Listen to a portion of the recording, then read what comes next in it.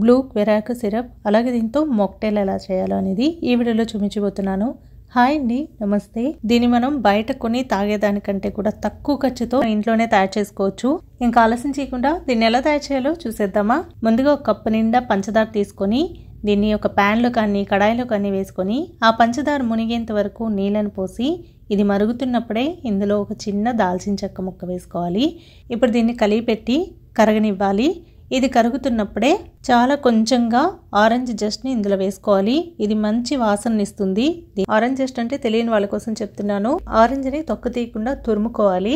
పైనున్న లేయర్ మాత్రమే నెమ్మదిగా తురుముకోవాలి. అలా తురుముకోగా వచ్చిన దాన్ని ఆరెంజ్ జస్ట్ అని పిలుస్తారు. ఇది వేసాక ఫ్రెష్గా తీసిన ఆరెంజ్ జ్యూస్ని ఒక పావు కప్పు ఇందులో వేసి దీన్ని బాగా కలిపి పెట్టాలి. ఇలా కలిపిన తర్వాత ఇది మరుగుతున్నప్పుడే ఒక పావు టీ స్పూన్ వరకు బ్లూ జెల్ కలర్ని వేస్తున్నాను.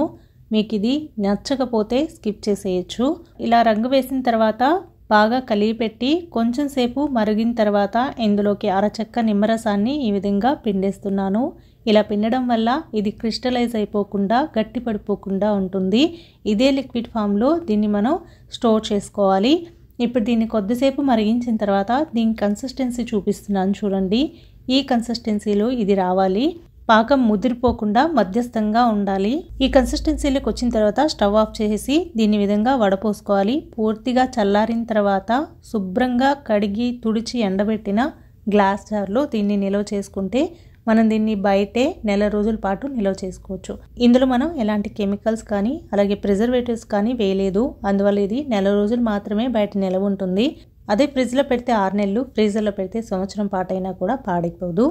ఇప్పుడు దీన్ని విధంగా స్టోర్ చేసిన తర్వాత నిల్వ చేసేసామని చేతులు దులుపుకోకుండా ఎప్పుడు వాడినా సరే తడి లేకుండా పొడిగా ఉన్న స్పూన్ని మాత్రమే వాడండి. దీనికోసం దీంట్లో ఒకవేళ స్పూన్ గాన వాడినట్లయితే చూసారు కదా, బ్లూ క్వెరాక్ సిరప్ తయారైపోయింది. ఇప్పుడు దీంతో మాక్టైల్ ఎలా తయారు చేయాలో చూసేద్దాం.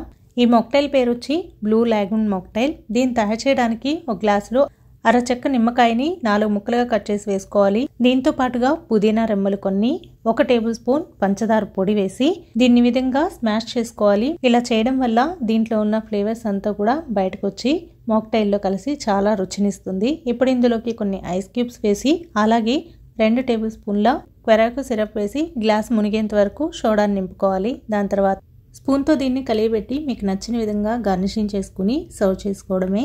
ఈ విధంగా బ్లూ లాగూన్ మాక్టైల్ కూడా తయారైపోతుంది. తక్కువ ఖర్చుతో ఇంటిల్లిపాది దీన్ని ఎంజాయ్ చేయొచ్చు. మీరు కూడా ఒకసారి చేయాలి అనిపిస్తే ట్రై చేయండి. ఈ వీడియోకి సంబంధించి మీకు ఏమైనా డౌట్స్ ఉంటే కమెంట్ సెక్షన్లో అడగండి. ఈ రోజుకైతే ఇంతే వీడియో. మళ్ళీ మరో వీడియోలో కలుస్తాను. అంతవరకు నమస్తే. Thank you for watching.